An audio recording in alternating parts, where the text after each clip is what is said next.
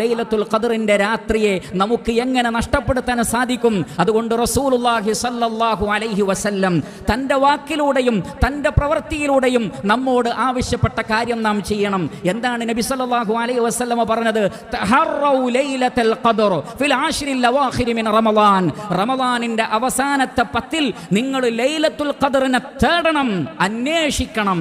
ഇബ്തഗൂഹ എന്ന് മറ്റൊരു പദം, ഇൽതമിസൂഹ എന്ന് മറ്റൊരു വേർഡ്, അഥവാ അന്വേഷിച്ച് നിങ്ങൾ കണ്ടെത്തേണ്ടതാണ് എന്ന് റസൂലുള്ളാഹി സ്വല്ലല്ലാഹു അലൈഹി വസല്ലം പറയുകയാണ്.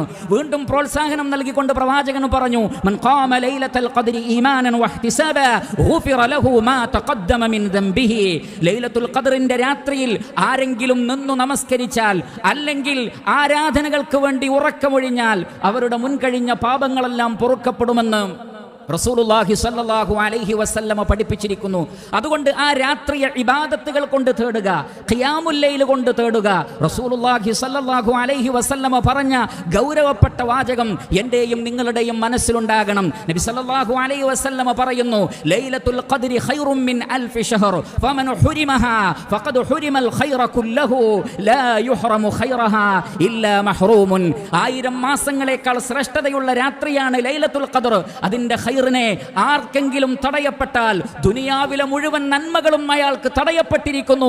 മഹാഭാഗ്യം കെട്ടവനല്ലാതെ, ഹതഭാഗ്യവാനല്ലാതെ, റഹ്മാനായ റബ്ബിന്റെ കാരുണ്യത്തിൽ നിന്ന് ബഹുദൂരം അകന്നു പോയവനല്ലാതെ ലൈലത്തുൽ ഖദ്ർ ലഭിക്കാതെ പോവുകയില്ലെന്ന് റസൂലുള്ളാഹി സ്വല്ലല്ലാഹു അലൈഹി വസല്ലം. അതുകൊണ്ട് ലൈലത്തുൽ ഖദ്റിന്റെ ആ രാത്രിയുടെ പുണ്യത്തെ പ്രിയപ്പെട്ട സഹോദരങ്ങളെ നമ്മൾ നഷ്ടപ്പെടുത്തരുത്.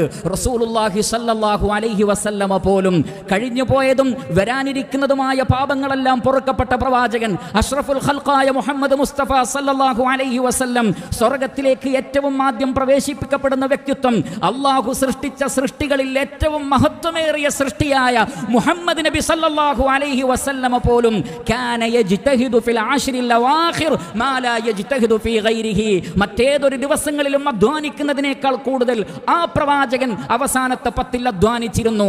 ഇദാ ദഖലൽ ആശ്റു, അവസാനത്തെ 10 വന്നാൽ കാന റസൂലുള്ളാഹി സ്വല്ലല്ലാഹു അലൈഹി വസല്ലം അഹ്യാ ലൈലഹു വഅയ്ഖള അഹ്ലഹു വശദ്ദ മിഅ്സറഹു. റസൂലുള്ളാഹി സ്വല്ലല്ലാഹു അലൈഹി വസല്ലമ തന്റെ തുണി മുറുക്കി ഉടുക്കും, കുടുംബത്തെ കൂടി എഴുന്നേൽപ്പിക്കും, എന്നിട്ട് കുടുംബസമേതം രാത്രിയെ സജീവമാക്കും റസൂലുള്ളാഹി സ്വല്ലല്ലാഹു അലൈഹി വസല്ലം.